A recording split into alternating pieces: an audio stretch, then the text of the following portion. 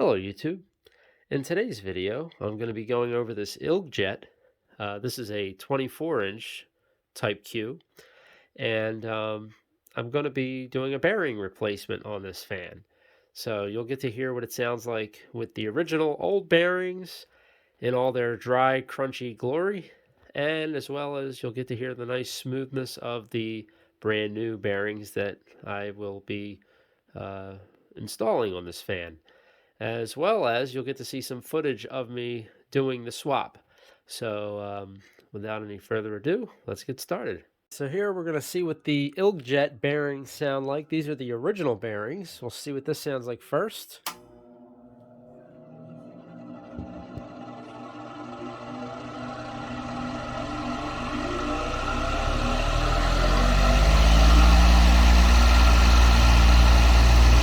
I shut the motor off.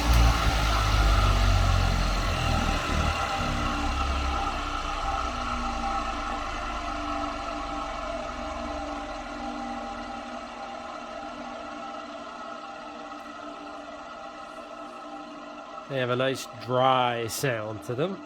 So we'll see what this sounds like when I get the new bearings in. The new ones are some Timken 6203 bearings. That is what was in there, was 6203. Unlike most ILGs that I've taken apart, this one actually had standard size bearings. They weren't the wider inner race type.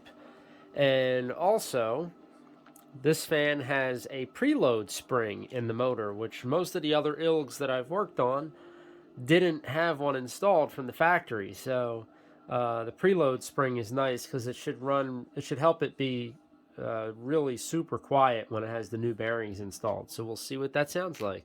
So here's another sound clip of the ILGJET motor, this time with the blade removed. You'll get to hear how bad these bearings sound.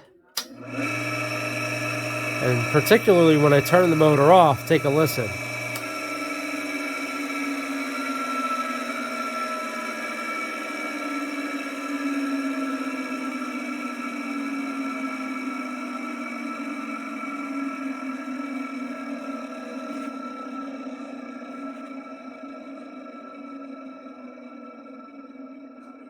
So we'll see how the new ones sound. All right, so this is the rotor out of the ILGJET motor.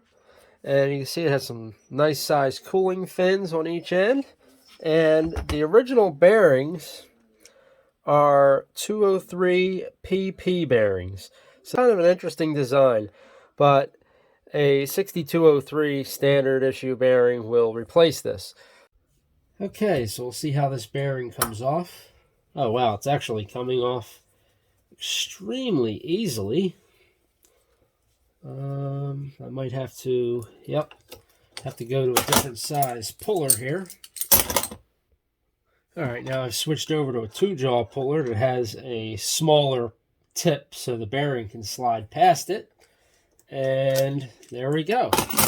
So that is the old bearing removed. You can see that design that has with that clip-in retainer. I've actually popped these out before on another set. A lot of sawdust. This fan had a lot of sawdust inside the motor. All right, so on to the next one. All right, now we got the front bearing. So same process. There we go. Wow, that one was a little bit more stiff, but it is coming off with no problem. And there we go. That takes care of the front one.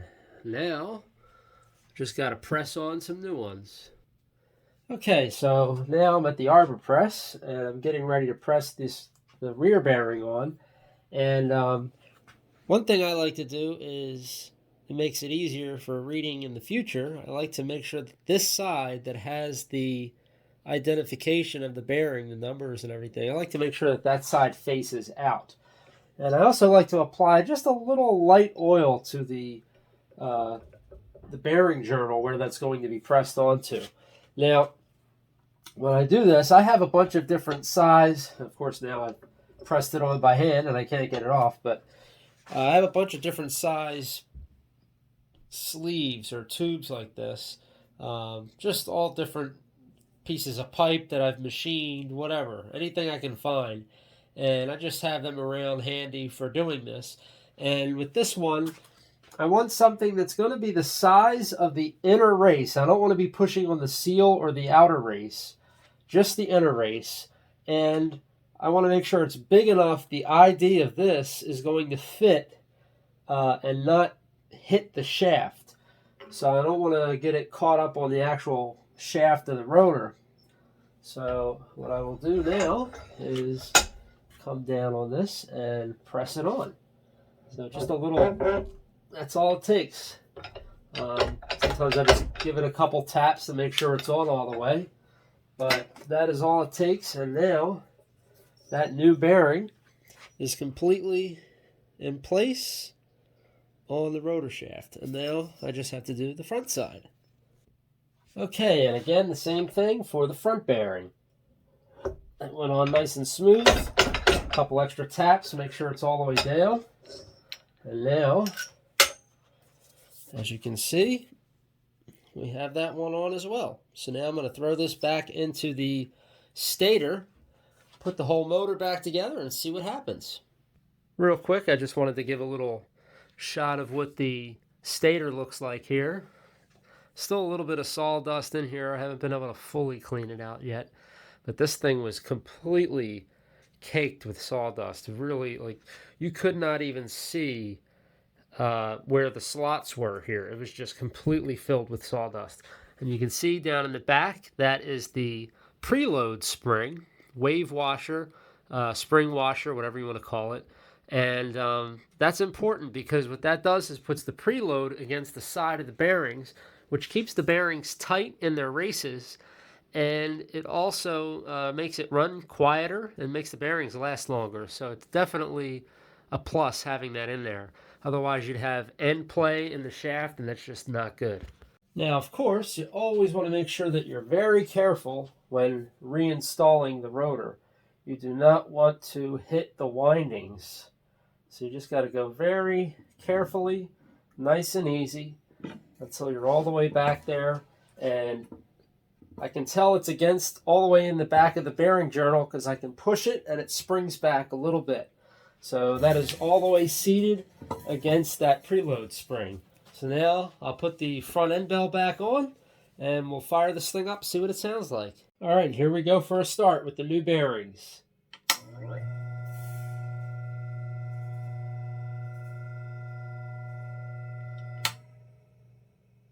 Wow, that is so quiet. I'll try low speed.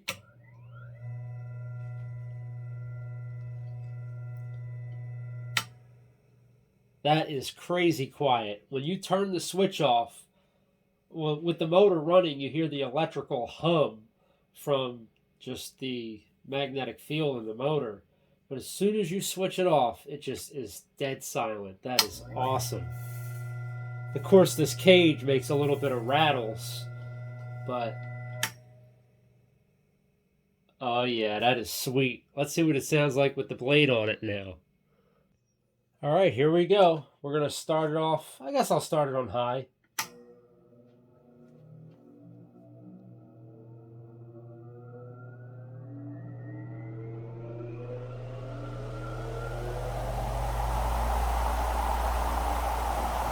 Wow. All you hear is the sound of the wind, and that's it.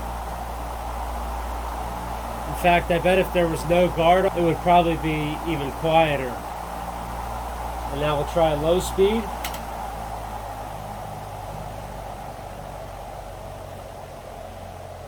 The blade is a little bit out of balance, so that's why you'll see the cage shake a little bit.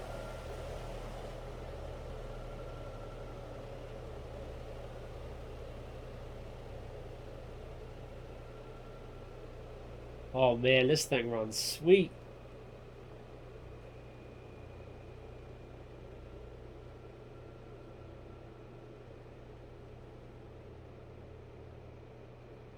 I think that's about as low as it's going to get for low.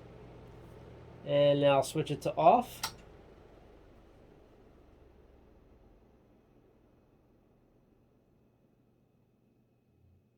You can see that cage shaking. That's the next thing I have to do with this fan, is balance that blade. I think at one point this fan might have been dropped or something might have been pushed against it, and it bent the cage up quite a bit, broke a few welds, and I'm pretty sure it might have bent one of the blades. But that motor is absolutely dead silent now. Those bearings make no noise. That is awesome. All right, well, I hope you enjoyed that, seeing the before and after. And if you haven't done so already, please like and subscribe to my channel to see more content like this. And thank you all for watching, and have a fantastic day.